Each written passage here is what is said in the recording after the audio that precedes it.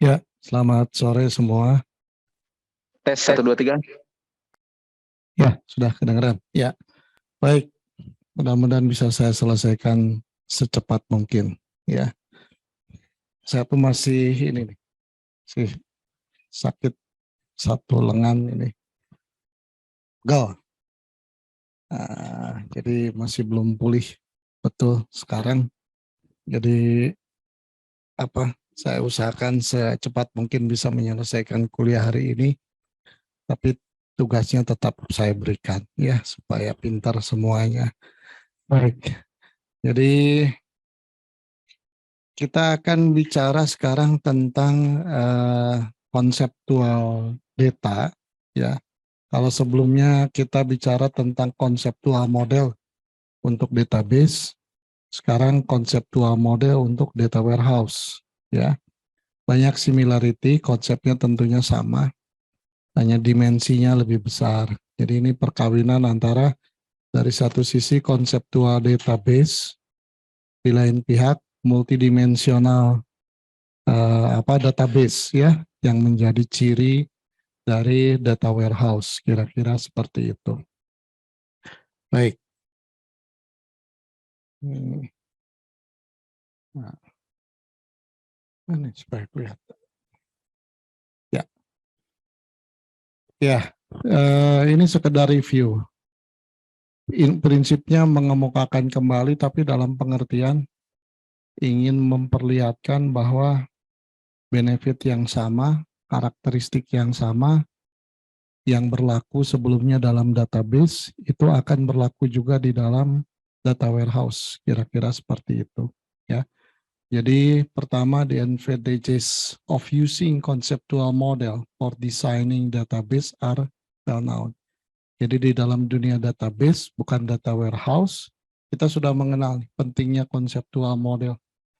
Ya, kemudian kenapa conceptual model itu penting? Sekali lagi diingatkan, ini to facilitate communications, untuk memfasilitasi komunikasi antara user and designer.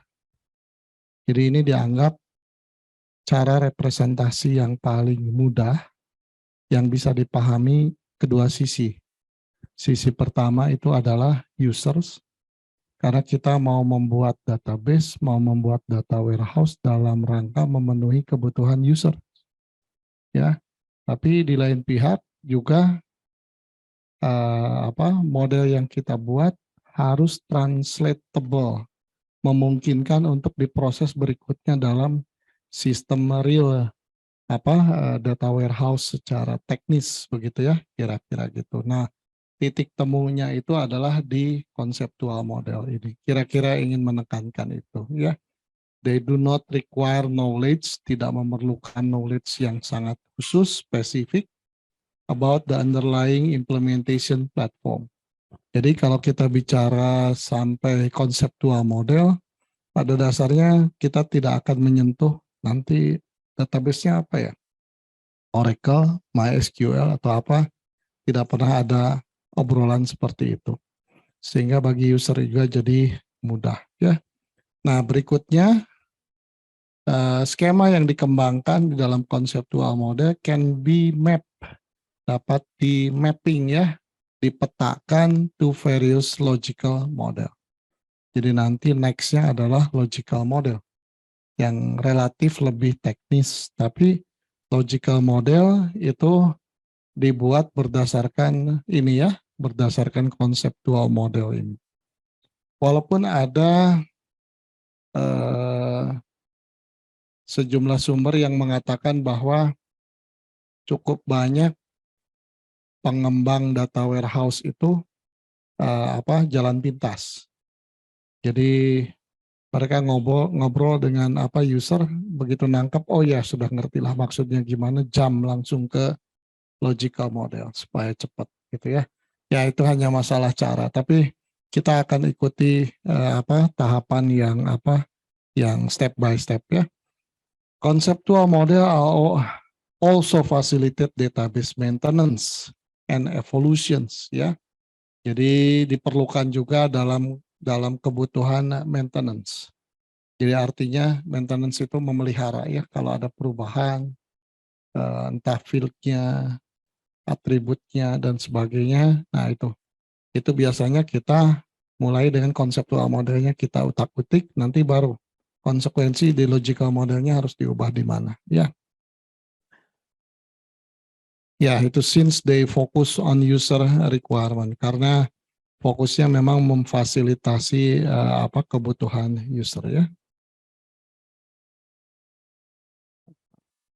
Baik, itu itu sebetulnya mereview yang sebelumnya ya. Nah, sekarang kita akan bicara tentang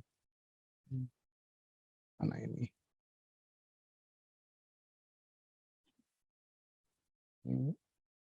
Sebut ya. Ya, kita mulai dengan konseptual model yang tidak lain akan banyak overlap dengan pertemuan kita sebelumnya ya. Jadi conceptual schema ya is a concise descriptions of the user data requirement without taking into account implementation details. Jadi sekali lagi ini merupakan deskripsi dari kebutuhan user dinyatakan dengan skema konseptual gitu atau model konseptual tanpa bicara detailnya ya. Yang paling sering banyak dipakai itu adalah ER model ya, entity relationship model, atau kalau menggunakan pendekatan atau notasi UML itu juga bisa ya.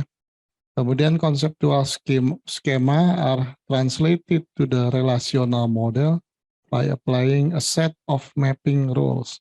Jadi ada sejumlah aturan-aturan rule yang tentunya harus comply kita semuanya ke sana untuk menjamin bahwa nanti relasional modelnya itu yang dihasilkan itu memungkinkan diimplementasikan dengan aman ya. There is no well established conceptual model for multidimensional data. Jadi kalau dipertanyakan apakah ada ya konseptual model yang standar baku begitu untuk multidimensional data, jawabannya tidak ada ya.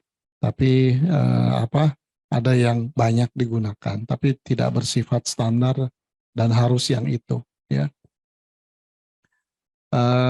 Nah ini ya tadi yang saya sampaikan ya, bahwa di dalam lingkungan data warehouse design itu banyak desainer yang directly perform at the logical level ya. Begitu sudah paham situasinya, tidak mau repot-repot membuat atau 2 kali membuat model, langsung ke logical level. Ya itu tentunya mempercepat pekerjaan, tapi sebetulnya sesuatu yang tidak dianjurkan. Karena asumsinya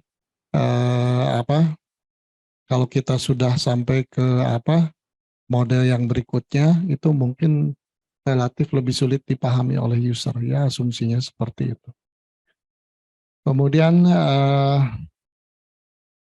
jadi conceptual data warehousing modeling ya requires a model clearly stand on top of logical level. Ya, baik. Nah, ini satu contoh yang selalu akan kita pakai ya sebagai case study kita untuk membahas berbagai hal. Ini adalah konsep yang sudah kita bicarakan minggu lalu sebetulnya. Berlaku eksak di sini, berlaku hal yang sama di sini ya. Jadi mulai dari ada istilah skema ya. Skema dalam multidimensional model. Nah, sebentar saya geser dulu Pak Yusefnya ini. Ya, schema in the multidimensional model is composed of a set of dimension and set of fact ya. Jadi minggu lalu ini ya ilustrasinya itu kubus, betul-betul physical kubus tiga dimensi kan ya, kita bicaranya begitu multidimensionalnya. Nah ini sebetulnya informasi yang sama hanya dimodelkan dengan cara yang seperti ini. Kenapa? Karena kalau kubus, imajinasinya akan mudah kalau kita bayangkan maksimum sampai tiga dimensi kan ya. Tapi kalau n dimensi, n-nya lebih dari 3, jadi wah ini ngebayang ini bagaimana ya. Harus jadi Mr. Strange ya, itu seperti itu ininya membayangkannya.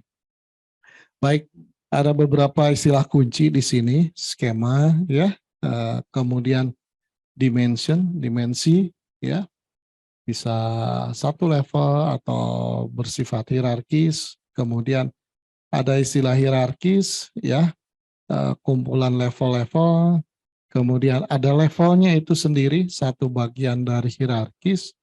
Jadi kalau kita bicara seperti ini, produk, kategoris, itu dikatakan levels ya.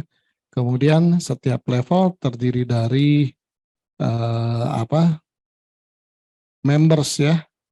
Jadi maaf, bukan terdiri dari members, instance dari setiap level itu kita sebut members. Jadi instant itu kalau sesuatu sudah di apa ya? Instant itu kalau ada yang nggak ngerti kalau saya nyebut instant, itu kalau di dalam object oriented itu sangat ini ya, sangat baku istilah instant. Jadi kalau kita bicara objek, kelas, itu adalah konsep sebetulnya. Tapi kalau kelas diingin contoh nyata dari kelas itu apa? Nah, misalnya dosen. Nah, itu instant disebutnya yang sudah dibuat ke nyatanya itu. Ya, kira-kira seperti itu. Jadi ini juga pengertiannya sama seperti itu ya. Jadi instance of a level are called members. Jadi members di sini ini dengan ini sama nih. Hanya secara konsep level, kemudian secara instansiasinya itu adalah members. Kemudian contohnya ini produk kategori ya. Kemudian setiap level, setiap members begitu ya, memiliki sejumlah atribut ya. Atribut ini nih, list of attributes. Kemudian ada satu atau dikatakan mungkin bisa lebih dari satu ya. Ada unique identifiers. Di antara sejumlah atribut ini ada atribut yang sifatnya unik, artinya bisa menjadi ciri pembeda dia dari level tersebut. Ya contohnya kalau ini ya, kalau penduduk barangkali ada nomor induk penduduk itu dianggap. Mungkin juga saya nggak tahu ya, kalau tidak pernah menyelidiki nggak tahu maksudnya tuh. Mungkin bisa juga tidak hanya nomor penduduk ya, nomor SIM barangkali. Ya mudah-mudahan memang betul tidak ini ya, tidak duplikasi satu sama lain. Walaupun saya khawatir banyak salah ketiknya juga gitu ya. Karena konon katanya si nomor KTP itu ada rule-nya ya. Tapi yang saya tuh nggak cocok gitu. Ya dengan rule itu, ya udahlah. Oh sudah jadi gitu ya, mau gimana lagi gitu. Ya udah, barangkali persoalannya sederhana, hanya salah ketik aja, kayak salah entry gitu ya, sudah terlanjur ya sudah. Ya baik, masih lanjut ya, ada istilah-istilah itu ya, ada fact. Nah fact itu adalah sebetulnya ini ya, ini merepresentasikan relasi. Hanya akhirnya di dalam level ini semuanya jadi tabel-tabel. Ya, tabel-tabel ini. Jadi fact ini contohnya sales. Sales itu sebetulnya sesuatu yang bukan entitas ya, tapi karena relationship antar entitas menimbulkan terjadinya transaksi penjualan begitu, yang tentunya dari kacamata database itu harus tetap semuanya harus disimpan ya. Apakah itu daftar customer atau daftar transaksi penjualan begitu ya. Lalu ada row is identified by a name and is represented by a spirit link between the level and fake ya. Nah, ini contoh row. Ya, antara ini dengan ini, kemudian ada name-nya role itu. Jadi ini hubungan dengan ini, sales dengan date ini dalam konteks order date atau role-nya order date, bisa due date, bisa ship date ya. Nah, ketika dipesan, transaksi, kemudian sampai pengirimannya. Lalu ada cardinality, saya kira familiar ya. Hubungan ini cardinality menentukan jumlah ya. Jumlah apakah satu, banyak, apakah boleh nol. Nah, ini muncul ada yang seperti ini. Ya, ini banyak, ini satu ke arah sini. Ini contohnya hampir gitu semuanya. Ada yang garis lurus-lurus artinya satu-satu semua begitu. Ya, seperti ini nih. Satu saat ini ya, garis tanpa ini, tanpa segitiganya lah. Ada yang nol begini. Nah, itu saya kira tinggal di itu sajalah, tinggal dipahami, diingat.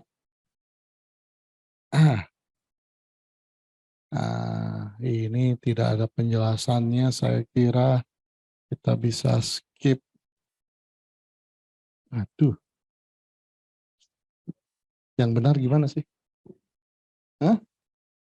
Pakai keyboard. Pakai ini memang nggak bisa. Kan lebih keren pakai ini. Ini yang tadi ya. Oke. Nah, baik kita bicara tentang hierarkis ya. Jadi ada satu hal yang penting ya kalau kita bicara data warehouse. Jadi di dalam data warehouse tuh walaupun di dalam database kalau kita susun jadi complicated hierarkis bisa juga gitu ya. Tapi di dalam data warehouse ini sesuatu yang common jadinya. Jadi hierarkis itu apa ya? Kita lihat satu dimensi, satu sisi ya. Sekali lagi lalu kita punya apa? Kaitannya ini dengan granularity. Misalnya hierarkis waktu ya. Kita bisa jam, hari ya. Kemudian minggu, bulan gitu ya dan seterusnya. Nah, itulah membentuk sebuah hierarki sehingga query-query itu nanti bisa saya mau melihat transaksi minggu ini. Nah, atau saya mau yang hari hari apa saja tanggal sekian. Ya, berarti kita memainkan hierarkis sebetulnya. Tapi dimensi besarnya sama, yaitu kita masalah waktu ya. Nah, demikian juga misalnya ada hierarkis yang berkaitan dengan yang sering lagi spasial, tempat, geografis. Saya mau lihat penjualan di kota Bandung saja. Saya ingin melihat total penjualan di Pulau Jawa, gitu ya. Saya ingin lihat total penjualan di Indonesia. Nanti kombinasi nih. Di Indonesia dalam minggu pertama. Nah, di Indonesia selama 1 tahun. Nah, gitu ya. Jadi kebanyakan ke arah situ sih. Ininya ya. Memainkan kombinasi antara dimensi waktu, terutama yang sering dimainkan itu, dimensi space, spasial, begitu ya. Nah, satu lagi dimensi khusus itemnya sendiri, apakah itu transaksi penjualan, daftar produk, atau apa. Nah, ini yang sangat beraneka ragam tentunya. Satu lagi ya, ya tidak tertutup kemungkinan dimensi apapun ya, tapi yang paling sering adalah seperti itu ya, yang banyak atau hampir selalu muncul kebutuhan analitik di case apapun itu kebanyakan ke arah sana ya. Nah, ini hierarkis ini Nah, ini biasanya yang paling tinggi itu kita sebut all, nanti ada ya, hierarki yang lebih rendah, lebih rendah, lebih rendah. Nanti kita lihat. Pencet keyboard ya. Nah, baik. Kemudian ada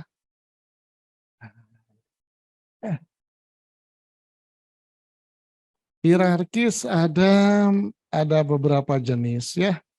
Ada yang disebut balance hierarkis. Jadi kalau balance itu artinya balance dalam pengertian ini satu tingkat yang lebih tinggi, paling tingginya all tadi ya. Lalu di bawah lagi semua punya anak masing-masing. ya, sehingga menjadi sesuatu yang balance begitu ya. Nah, sederhananya seperti itulah penjelasannya. Akan lebih mudah kalau kita compare dengan yang nah, ini aja lagi. Nah, unbalanced hierarchy ya. Unbalanced hierarchy has only one part at the scheme level where at least one level is not mandatory. Ya, lebih mudah kita lihat gambar aja lah. Ya. Jadi kondisinya sedemikian rupa bisa menciptakan, oh yang ini anaknya lebih dibanding yang ini kan jadi nggak balance kan ya. Yang ini nggak ada cabangnya lagi, berhenti sampai di sini. Yang ini masih cabang. Kalau yang tadi depth-nya, kedalamannya sama, yang balance seperti itu ya. Kemudian juga ada yang parent child hierarkis, katanya seperti itu ya. Jadi yang parent child itu unbalance, sebetulnya kategori unbalance hierarkis. Include a special case. Jadi ini adalah kasus khusus dari yang unbalance. Nah ini biasanya terjadi ada ini ya, faktor rekursif.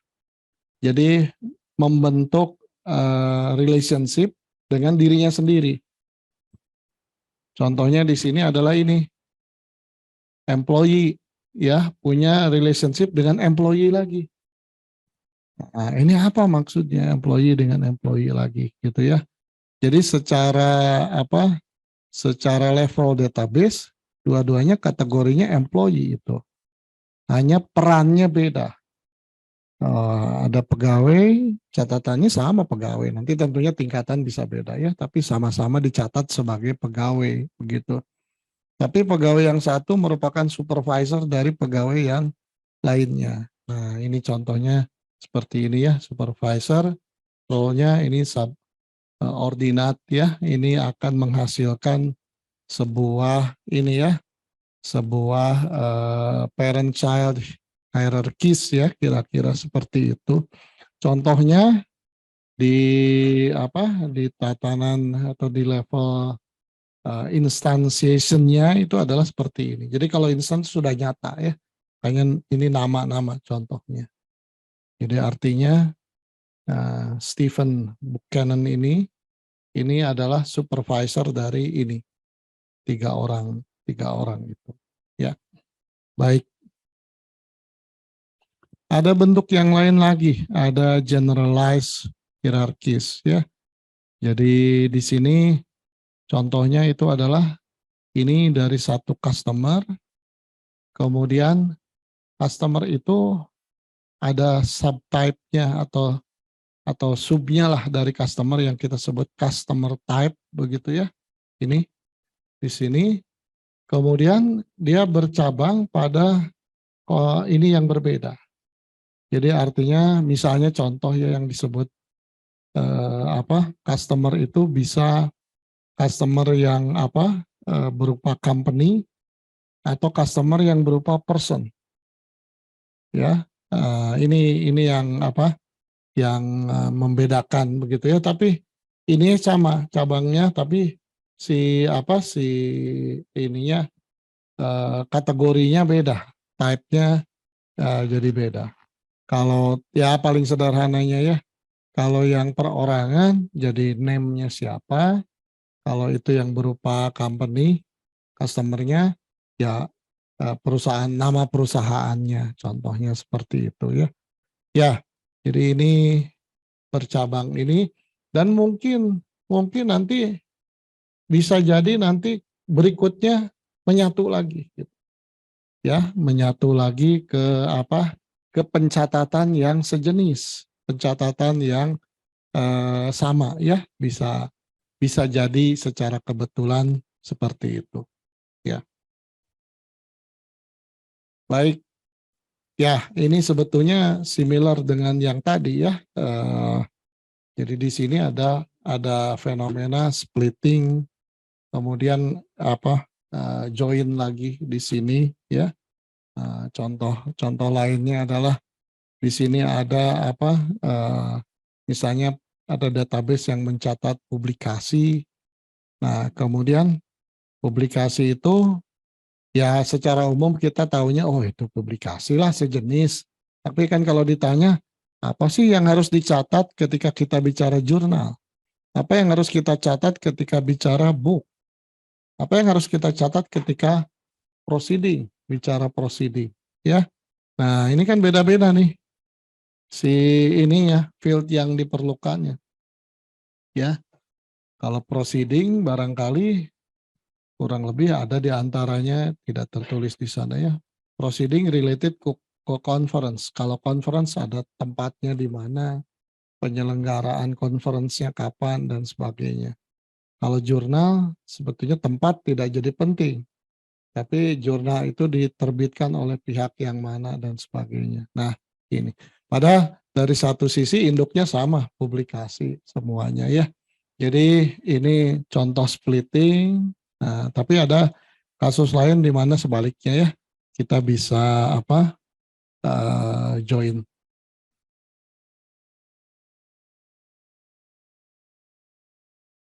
Ya, ini kembali ke contoh yang tadi ya, splitting and join. Kemudian nah, ada juga reg hierarchies ya. Ini untuk kasus di mana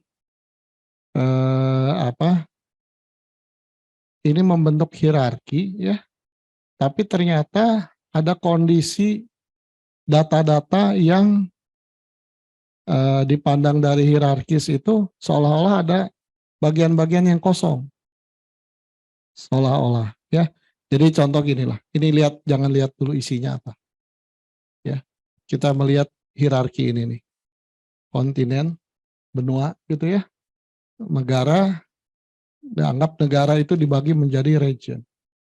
Tiap region dibagi jadi state, baru city, kota-kota di dalam state tersebut. Lengkapnya seperti itu. Nah, ternyata ada negara atau hierarki yang memungkinkan itu semua ada gitu. Jadi tidak mungkin dihilangkan. Ya, contohnya di sini. Belgium ya. Nah, Belgia ini ya. Belgia ini ada region Wallonie, ada yang lainnya ya. Kemudian ada state yang Wallonie ini. Kemudian salah satu state di sini ada kota. Jadi ini contoh yang lengkap ya. Nah, tapi ternyata ada negara tertentu yang susunannya tidak begitu. Jadi dari kontinen, country, Jerman misalnya, nggak ada region di Jerman. Langsung state, kemudian kota. Ya, bahkan ada yang ini, contohnya Vatikan ini. Vatikan itu karena saking kecilnya ya, tidak ada region, tidak ada state. Tapi ini ingin apa atau gini lah, ini ada korelasinya satu sama lain. Jadi artinya kalau ini ya memang ada pilihan ya, pilihan, wah sudah kita buat negara yang lengkap, negara tipe 1, ini database-nya. Beda lagi nanti negara tipe 2, database yang kedua. Negara tipe 3, database ketiga. Nanti jadi structure-nya beda. Ya, misalnya. Tapi di lain pihak, sebetulnya kita punya kebutuhan dalam satu waktu tertentu, compare ya, melihat misalnya saya ingin membandingkan ekspornya Belgium dan Jerman tuh bagaimana. Nah, berarti kan kalau beda database kan lebih complicated kan ya. Tapi kalau ini sama, nah ini ada tekniknya lah gitu ya.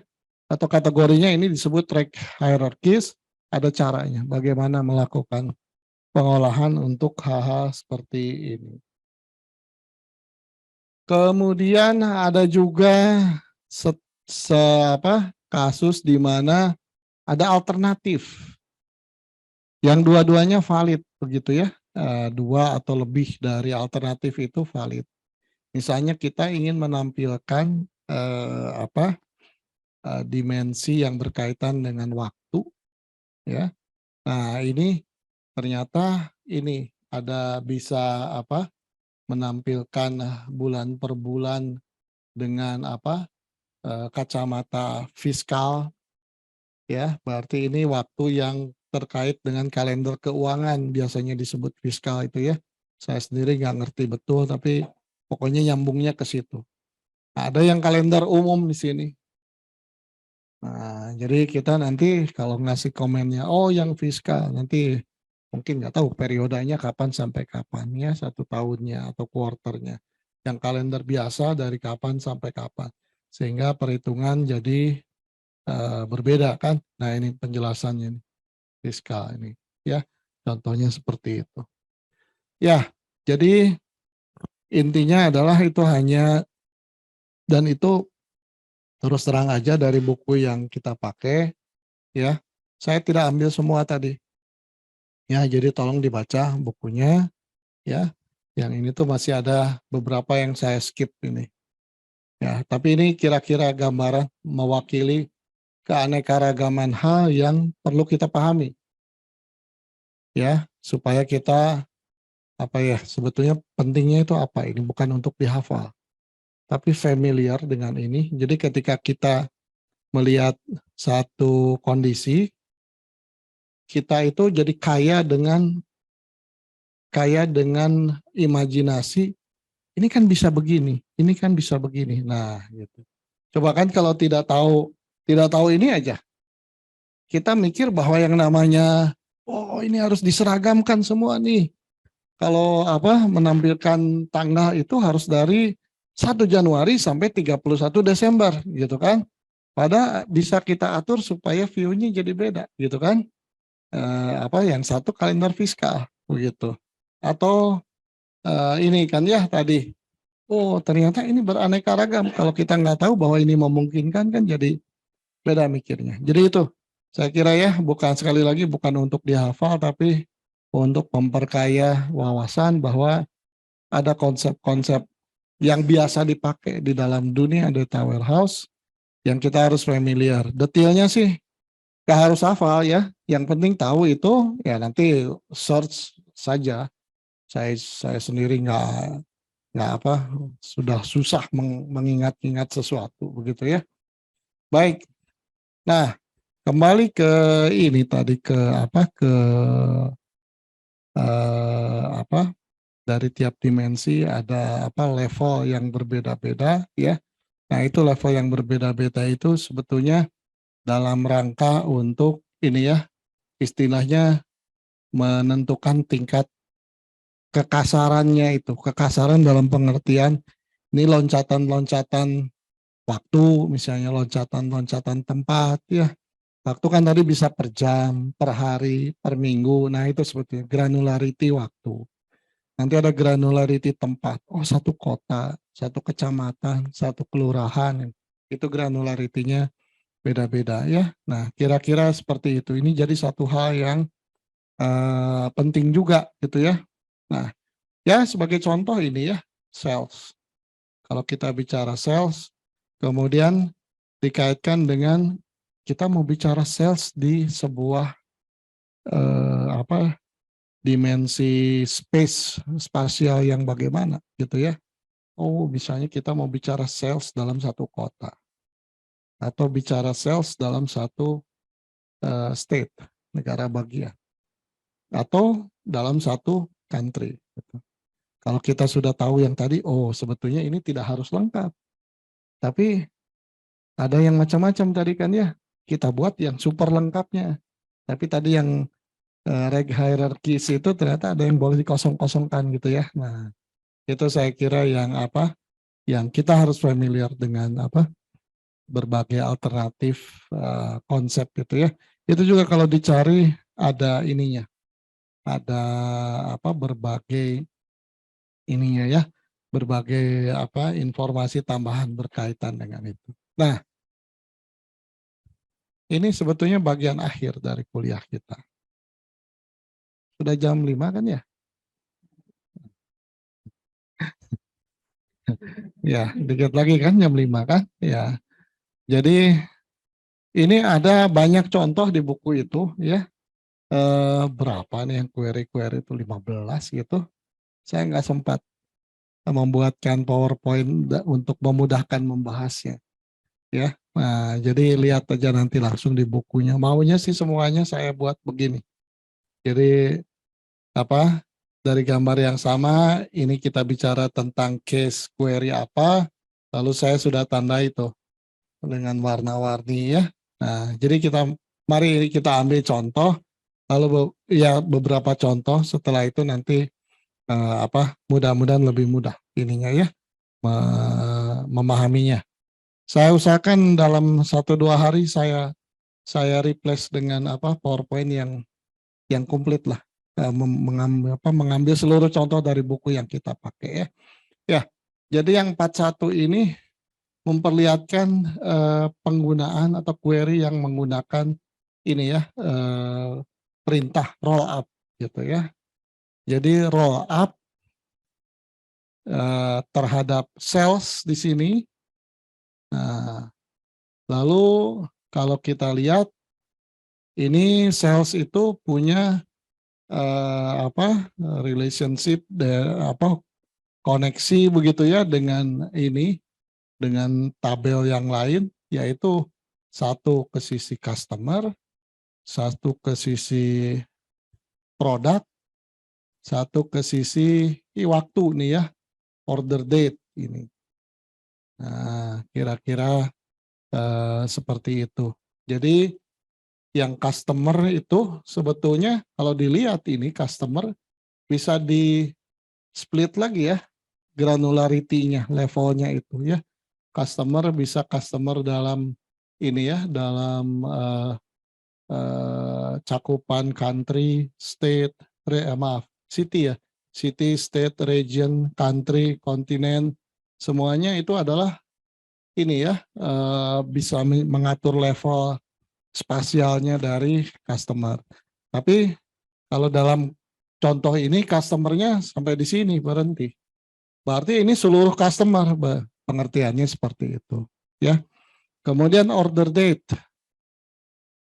Nah, order date-nya ini adalah di sini year. Berarti seluruh data dalam 1 tahun kita akan proses begitu ya. Bisa saja ini tidak year, tapi quarter, semester, month gitu. Ya, kira-kira bermain di situ aja ya. Produknya, nah ini tentang produk yang mau kita tunjuk ya. Oh, produknya sampai level kategori di sini ya. Nah, ini kira-kira begitu. Nah, lalu ada proses apa yang kita mau lakukan terhadap data-data yang seolah-olah yang ini tuh saya roll up terhadap sales dengan kriteria dimensi seperti ini ya. Lalu saya meminta lakukan operasi ini. Ya, kira-kira gitulah. Ya, sum tolong jumlahkan seluruh sales amount gitu. Jumlah sales ya. Ya, kurang lebih begitu ya. Nah, ini query yang kedua. Order date year misalnya, customernya country. Nah, ini. Jadi yang customernya ini akan nanti kita yang lebih bawah dari country, region nggak kelihatan, state nggak kelihatan. Ya, kita ininya langsung per country. Kemudian suppliernya juga, ternyata supplier juga mengacu ke sini juga ini. Ya, nah suppliernya country juga. Jadi supplier dari country, per country begitu ya. Ini sama nih. Yang diminta itu total dari sales amount begitu ya. Nah, baik. Nah, ini memperlihatkan bahwa untuk mencapai satu tujuan itu kadang tidak bisa tercapai dengan satu operation, satu command, satu query gitu ya. Nah, ini bisa contohnya di sini nih. Saya ingin melihat monthly sales by customer state ya, compare to those of the previous year. Nah, itu karena di sini ada compare begitu ya. Di sini ada menghitung dulu nih roll up yang pertama dengan apa? Dengan komen yang ini simpan atau dia disimpan sebagai sel 1. Ya. Kemudian ini di rename ya. Yang ini menjadi sales 2 begitu ya. Kemudian yang berikutnya drill across. Nah, ini pokoknya dengan 3 komen ini mestinya ini enggak tercapai. Detailnya gimana pelajari aja. Ya. Tapi intinya gitu ya. Bahwa saya ingin menunjukkan bahwa apa? Makin kompleks ini kita, tujuan kita yang ingin kita tampilkan, ya ini bisa banyak komen ya yang kita berikan. Jadi kalau dibilang apakah data warehouse itu jadinya pemrograman? Enggak, bukan. Tapi kita punya sebuah needs, saya ingin melihat apa? Saya ingin menganalisis apa? Saya mengharapkan hasil analitik seperti apa? Lalu seorang data warehouse engineers harus menerjemahkan keinginan itu ya selama datanya ada di dalam data warehouse, menerjemahkan keinginan itu menjadi list of operations, OLAP operation sehingga itu tercapai. Ya, biasanya sampai di sini belum keluar grafik dan sebagainya, enggak. Hanya data dalam tabel lagi, biasanya gitu. Ya, setelah itu next-nya adalah kita berikan suatu perintah di luar ini, bagaimana kita view data itu. Ya, tampilkan dalam grafik apa, dan sebagainya. Ya itulah kira-kira ya yang dilakukan data warehouse seperti itu. Nah, ada situasi di mana si analitik itu bisa tidak memungkinkan. Contohnya apa yang tidak memungkinkan? Ada yang bisa nyebut contoh?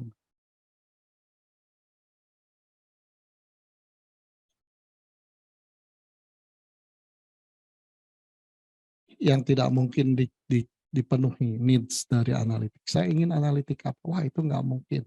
Situasi apa yang membuat jadi tidak mungkin? Datanya tidak ada, tidak lengkap. Ya, jadi tolong ingat ada proses ETL. Ya, ini kan sumbernya data ini dari operasional, transaksional, dan kita tidak pernah mengcopy mati semua data dipindahkan ke data warehouse.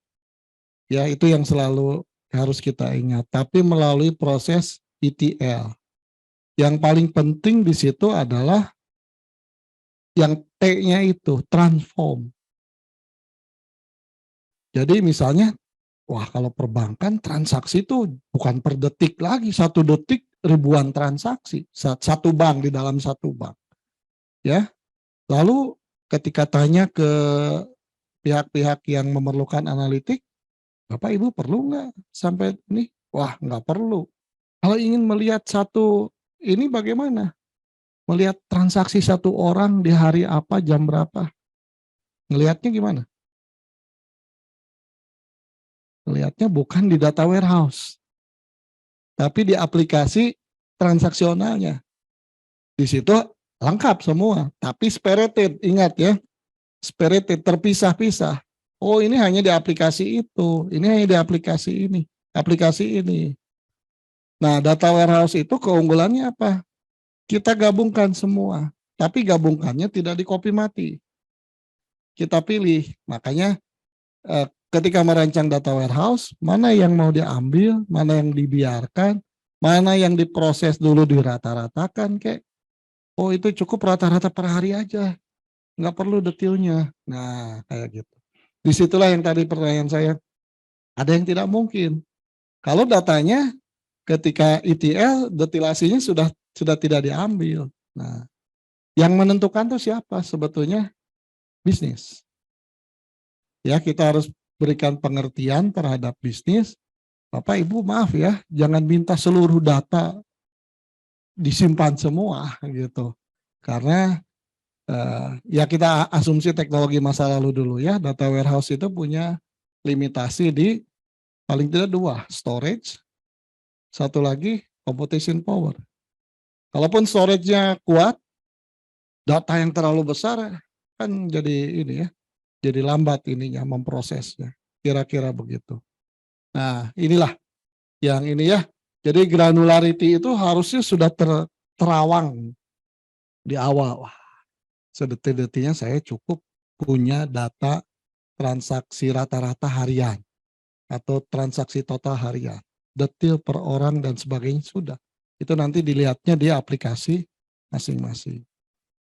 Nah, ini yang sekarang berubah. Kenapa? Karena limitasi storage sekarang sudah tidak ada.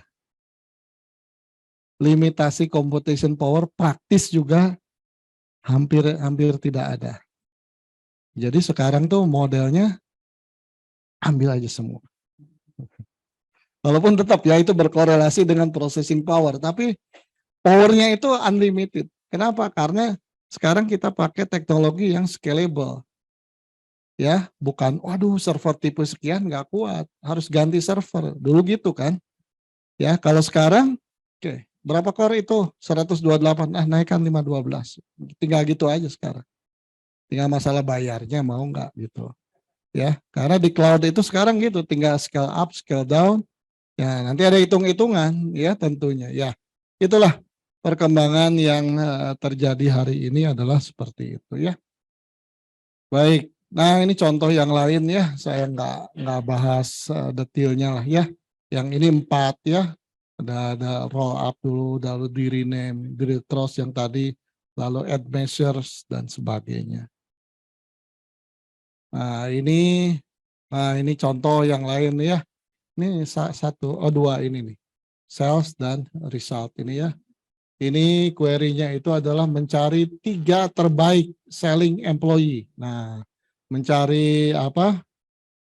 Pegawai yang bisa menjual 3 terbaik gitu ya, jumlah produk lah kira-kira seperti itu. Ya, ini komennya seperti ini.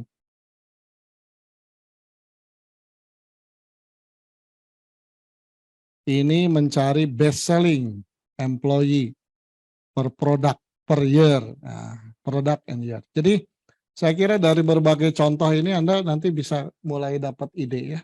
Oh, seperti itu. Oh, seperti itu. Oh, seperti itu.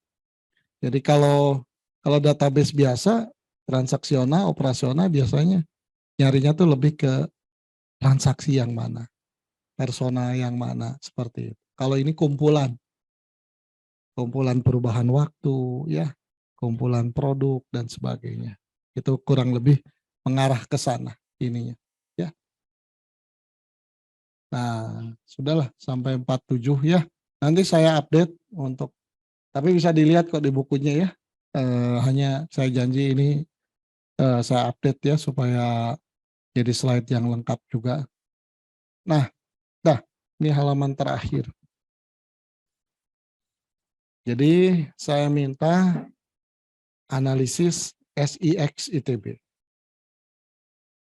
Ya. Lalu coba direka-reka kira-kira konseptual modelnya itu seperti apa dimodelkan database-nya. Tentunya itu hanya tebakan karena kita kan reverse engineering ya dari aplikasi. Oh, ini nyimpen ini berarti pasti ada database-nya. Oh, ini nyimpen ini database-nya. Ya. Oh, ini bisa mencatat dosen wali yang ini mahasiswanya siapa. Berarti kan ada tabel yang mencatat relasi itu. Seperti itulah. Ya. Tolong buat itu ya. Jadi buat representasi database multidimensinya berdasarkan dugaan tentunya. Karena kita bukan minta data ya ke sana, enggak. Datanya enggak penting ya. Nah, kemudian ya ini model skemanya yang mana silakan. Berdasarkan apa yang sudah kita pelajari, pertama kali harus pakai model yang mana. Ya. Nah, paling tidak ada 2 kan, konseptual sama logical ya. Nah, kemudian tambahkan usulan komponen tambahan.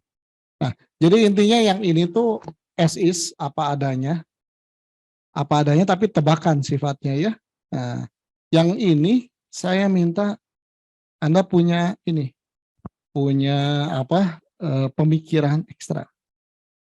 Jadi punya ide tambahan yang nggak ada. Wah, ITB ini kurang canggih nih, masa nggak kepikir tambahkan ini sehingga nanti bisa menganalisis ini. Nah, kira-kira gitu.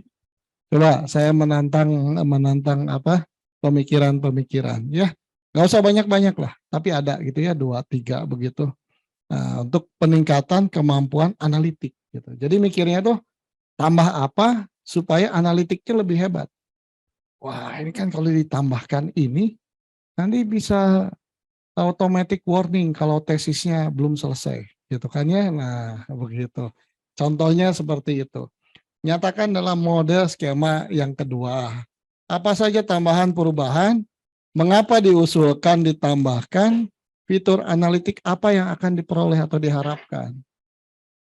Jadi ide Anda tambahkan ini supaya alasannya apa? Supaya bisa analitiknya apa? Yang tadinya diasumsikan tidak bisa.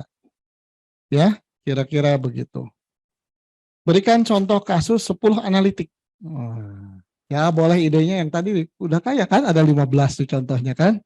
Dari yang simpel tentunya banyak simpelnya barangkali ya.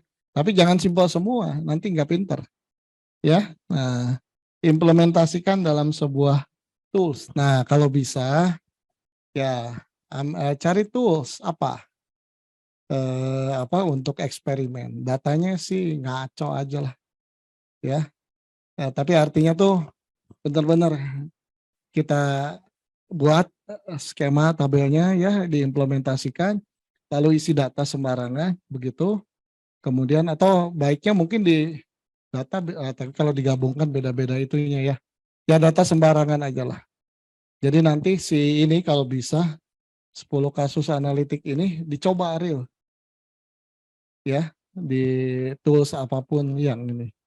Ya tentunya simple lah, itu kan harus jalan di desktop aja. Saya kira begitu ya. Yang penting mencoba ini. Ya saya sendiri nggak tahu nih toolsnya apa. Ada yang praktisi di sini yang tahu apa? Yang ringan dijalankan di laptop tapi bisa mencoba gitu. Tadi OLED itu. Ya. Ya Power BI boleh barangkali ya. Silakan lah. Power BI kan ada versi free-nya ya sampai batas tertentu rasanya. Ya, ada. Nah, jadi saya kira 1-2 di antara Anda ini punya inilah pengalaman praktis. Tolong share aja ke teman-teman yang lain ya. Ininya platform apa ya. Mungkin ada yang wah ada di online, tinggal latihan gitu ya. Bisa silakan. Ya atau harus install tapi di desktop bisa gitu ya. Nah, saya kira begitu.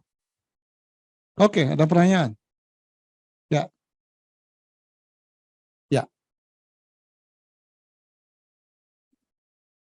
Nah, sebetulnya skema 1 itu bukan satu satu logical begitu ya. Bukan, tapi kan yang 1 ini maksudnya yang belum ditambahkan ide kita. Ini tuh hanya interpretasi reverse dari SIX. Kita baca SIX menurut kita, nah gambarkan itu. Ya, A1 as is, ya. Ini A2 ini adalah as is plus your idea. Ya, kira-kira gitu. Mhm.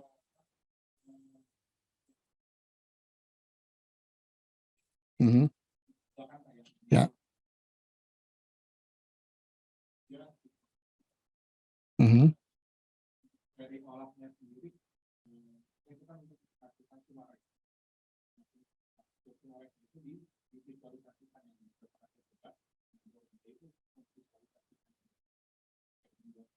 Ya, tentunya langsung divisualisasikan boleh.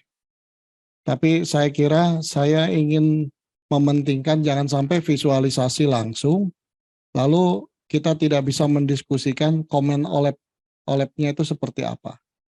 Ya, jadi ini siapkan dalam PowerPoint semuanya. Ya jangan ya seperlunya aja satu halaman per ini. Maksudnya nanti saya mungkin nunjuk satu dua untuk sharing begitu ya. Kita memperkaya pembelajaran kita jadi bisa diperlihatkan ini.